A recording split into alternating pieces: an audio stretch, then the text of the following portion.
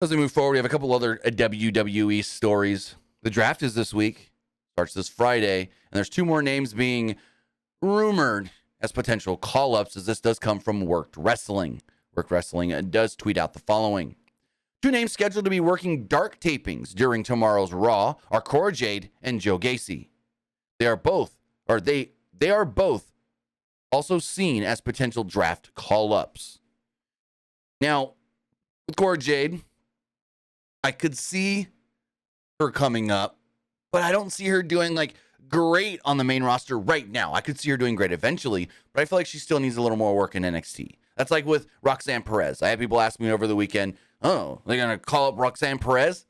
I think she needs more work on her promos, but I think Roxanne Perez is going to be a superstar. But she just needs a little more time, and I think Cora needs a little more time working on her promo stuff in NXT as well. Joe Gacy, bring him to the main roster. But then when you bring up Joe Gacy, what does that mean for the rest of Schism? We know that Grizzled Young Vets, Dyad, whatever you want to call them, they want out. What about Ava? Simone Johnson? What happens to her? Does she get the, Elektra Lopez kind of situation? Legado gets called up without her, and then she's just floundering. Joe gets called up without her, and then she's just going to flounder. So that's the other thing there. It's like if they call up Joe Gacy, which I think Joe Gacy's ready for the main roster, but if they call up Joe Gacy, what happens to his group? What happens to Ava? What happens to the Dyad, Grizzled Young Vets, if they don't get their release that they wanted?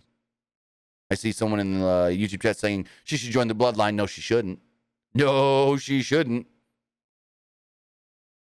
Now, I know what I'm going to say next. You're going to rebut me with Solo. But I'm just going to say she ain't ready for the main roster. She's been around for how long?